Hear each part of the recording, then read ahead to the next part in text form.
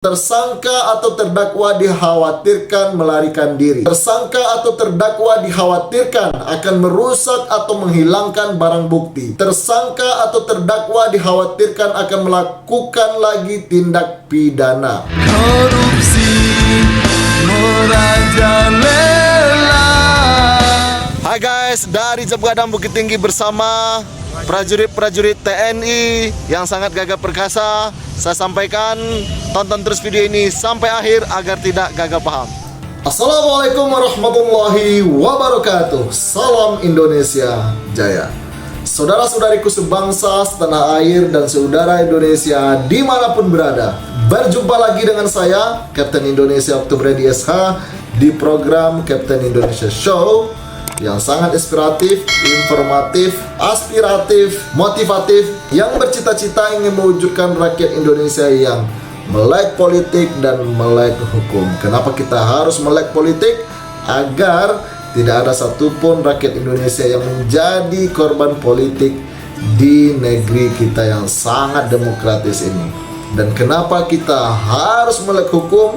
Agar tidak ada satupun rakyat Indonesia yang mendapatkan ketidakadilan yang menjadi mangsa hukum dari suatu proses penegakan hukum yang sesat, penegakan hukum yang tidak sesuai dengan aturan. Pada video kali ini saya ingin sharing tentang hukum acara pidana. Kemarin kita sudah pernah membahas tentang penangkapan, sekarang kita sharing tentang penahanan. Menurut pasal 1 angka 21 KUHP, bahwa yang dimaksud dengan penahanan adalah penempatan tersangka atau terdakwa di tempat tertentu oleh penyidik atau penuntut umum atau hakim dengan penetapannya dalam hal serta menurut cara yang diatur dalam KUHP. Dalam pembahasan tentang penangkapan telah dibahas bahwa seseorang yang diduga melakukan suatu perbuatan sebagai tindak pidana, maka penyelidik atau penyidik berwenang untuk menangkap orang tersebut dan berdasarkan bukti permulaan yang cukup, yaitu sesuai pasal 17 KUHP, maka proses selanjutnya tersangka dapat dilakukan penahanan. Dalam proses penahanan terhadap tersangka, maka harus memenuhi dua syarat atau alasan, yaitu syarat subjektif dan syarat objektif sebagai berikut. 1. Syarat subjektif, yaitu karena hanya bergantung pada orang yang memerintahkan penahanan tadi apakah syarat itu ada atau tidak. Syarat subjektif sebagaimana diatur dalam pasal 20 ayat 3 KUHP, yaitu A. Tersangka atau terdakwa dikhawatirkan melarikan diri. B. Tersangka atau terdakwa dikhawatirkan akan merusak atau menghilangkan barang bukti. C. Tersangka atau terdakwa dikhawatirkan akan melakukan lagi tindak pidana. Pasal 21 ayat 1 KUHP, bahwa alasan penahanan dan penahanan lanjutan, yaitu seorang tersangka atau terdakwa yang diduga keras melakukan tindak pidana berdasarkan bukti yang cukup dalam hal adanya keadaan yang menimbulkan kekhawatiran bahwa tersangka atau terdakwa akan melarikan diri, merusak atau menghilangkan barang bukti, dan atau mengulangi tindak pidana. 2. Syarat objektif, yaitu syarat tersebut dapat diuji ada atau tidak oleh orang lain.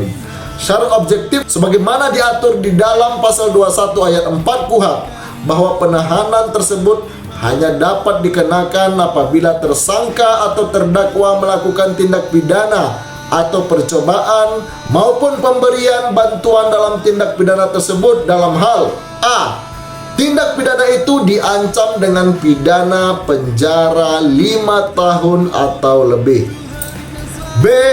Tindak pidana sebagaimana dimaksud dalam pasal 282 ayat 3, pasal 296, pasal 335 ayat 1, pasal 351 ayat 1, pasal 353 ayat 1, pasal 372, pasal 378, pasal 379A, pasal 453, pasal 454, pasal 455, pasal 459, pasal 480 dan pasal 506.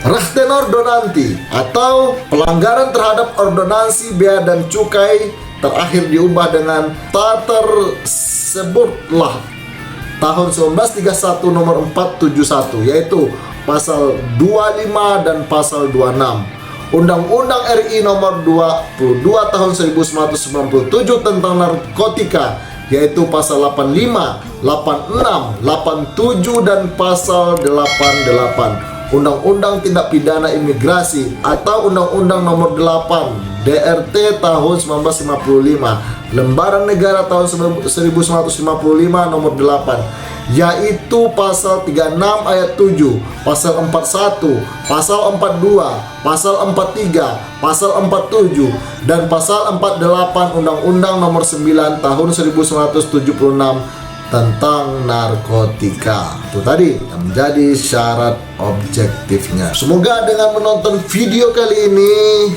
semua rakyat Indonesia bisa melek hukum, semakin luas wawasan dan ilmu pengetahuan hukumnya, sehingga tidak ada potensi untuk menjadi mangsa hukum. Mari kita bersama wujudkan penegakan hukum yang sesuai dengan undang-undang dan peraturan yang sudah berlaku secara resmi di negara kita.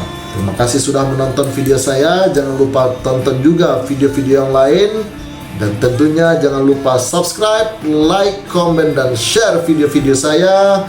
Itu semuanya gratis, dan saya akan selalu bersemangat mengembangkan channel ini dalam rangka mewujudkan cita-cita saya pribadi. Cita-cita channel ini yaitu mewujudkan Indonesia yang melek politik dan melek hukum. Mohon maaf atas segala kekurangan. Saya Kapten Indonesia Oktobrian DSH. Assalamualaikum warahmatullahi wabarakatuh. Salam Indonesia Jaya. Mari bersatu seluruh rakyat Indonesia, melawan mereka yang tidak amanah. Nasib kita tak akan pernah berubah jika bukan kita yang merubahnya. Mereka tak peduli akan nasib bangsa ini. Mereka sibuk memperkaya diri. Katanya mengabdi, nyatanya menggerogoti. Mereka maling uang rakyat